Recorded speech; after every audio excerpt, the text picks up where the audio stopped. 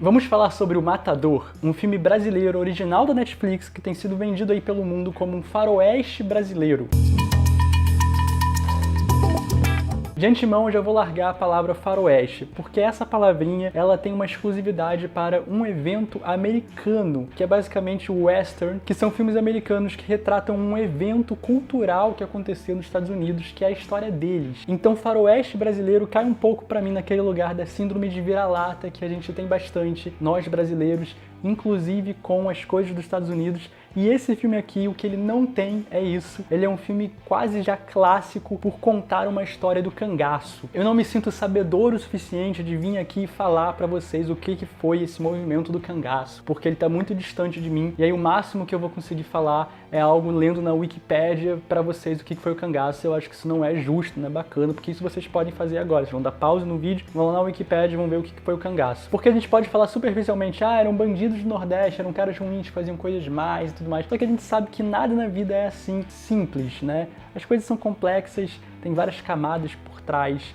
de vários movimentos e vários assuntos, e aí simplesmente estereotipar dessa forma é um tanto perigoso e muitas vezes injusto. Mas enfim, o filme tenta dar uma pincelada aí no que foi o cangaço, inclusive mostrando sim muito esse lado ruim das pessoas e como eles eram gangues de bandidos e que faziam mal e tocavam terror e tudo mais. Eu acho que não dá pra deixar passar em branco o ator principal aqui do filme, que é o Diogo Morgado. Ele faz o Cabeleira. Esse moço, ele tá simplesmente assim, arrasando demais. E eu descobri que ele na verdade nem é brasileiro. Isso me deixou triste por um lado, mas feliz por um outro, porque é aí que eu vi que ele tá arrasando mesmo, porque assim, ele tá muito sensacional. Ele tá com um sotaque excelente, ele tá, tipo, completamente desconfigurado. Se você for ver o filme e depois for pesquisar a foto dele na vida real, você vai falar, não é a mesma pessoa. Agora, infelizmente, nem tudo são flores pra esse filme. Ele tem algumas questões um tanto sérias, sim. A direção, ela é muito confusa. Eu fui ver o filme tem 1h40, e parecia que até mais ou menos nos 40 minutos dele, a cada 10 minutos o filme ele dava uma resetada e parecia que você estava vendo uma história nova. E isso pode ser muito benéfico, dependendo de como é feito. Mas do jeito que foi feito aqui, parece que ficou muito confuso. Você não conseguia se prender no filme, você não conseguia ter nenhum tipo de âncora,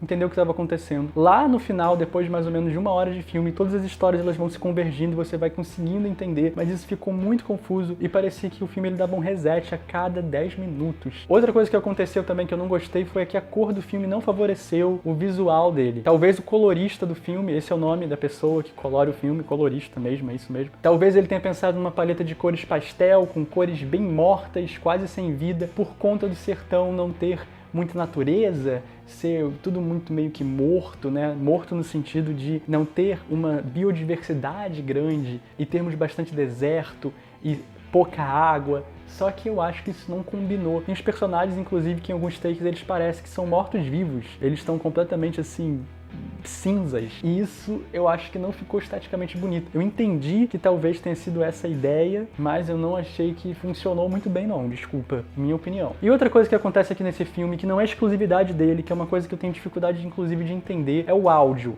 O áudio ele tem questões sérias. A voz dos atores muitas vezes é muito baixa, fica um pouco difícil de você entender, você tem que aumentar o volume e ainda assim não é uma voz clara. Não é uma voz que você consegue entender com muita facilidade. Inclusive, teve uma hora que eu botei as legendas aqui para não ter essa dificuldade de ficar tentando entender o que eles estavam falando. Mas muitos filmes brasileiros têm isso, não é exclusividade desse aqui. É uma coisa que eu realmente não entendo por que acontece. No mais, tirando esses detalhes que são um pouco incômodos sim, mas são super fáceis de relevar, o filme ele já se torna um clássico por retratar o sertão e a história do cangaço, que é algo tão pouco retratado aqui no nosso panorama de filmes brasileiros. É uma tristeza, deveria ser muito mais retratado, tem muito pano pra manga, muita história boa pra poder contar. Ainda bem que esse filme ele foi feito, porque conta uma dessas histórias. Mas e aí, Balbergô, vale a pena assistir ou não? É aquele negócio que eu sempre falo, eu sempre vou puxar sardinha para as produções brasileiras. Precisamos enaltecer o cinema brasileiro, que ainda é muito pobre e ainda caminha a passos de lesma. Então vale a pena assistir qualquer produção brasileira, ainda mais as que estão bem feitas. E essa aqui tá muito bem feita sim. Gente, um beijo, até a próxima e tchau, tchau.